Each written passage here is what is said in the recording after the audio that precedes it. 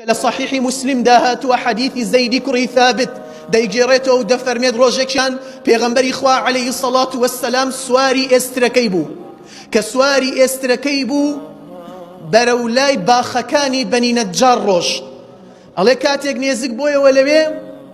كومالي غور لوي هبو كاتيك استركن نيزك بويا زور بتندي قرايا ودواوا أو استرا بشيوية قرايا ودواوا أوها بتندي الله خريق بو پیغمبر إخوة عليه الصلاة والسلام لسر پشتی أو استرا بكويت أخواروا الله پیغمبر إخوة عليه الصلاة والسلام پرسیاری کردو فرموی كي خاون أم قورانا دناسيت دانيك ألويانا وتي يا رسول الله صلى الله عليه وسلم من ديا الناس أمانة لسر الشرك مردونا خواهي قورا پنامان دا فرموي چي پیغمبر عليه الصلاة والسلام فرموي لولا أن تدافنوا لدعوت الله أن يسمعكم من عذاب القبر الذي أسمع منه قال لترسي أو نبيت قال لترسي أو نبيت ليرة بدوا ومردو كانتان ننيجن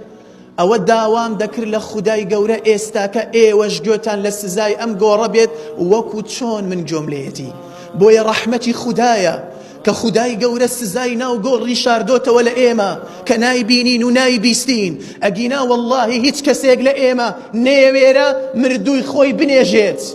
هيت كسيق لإيما ناويريد مردوي خوي بنيجيت تو هورا بروسكيكا كاتك دنجيكي قايمي هيا تو للناخي خوتا ولا مالكي خوتا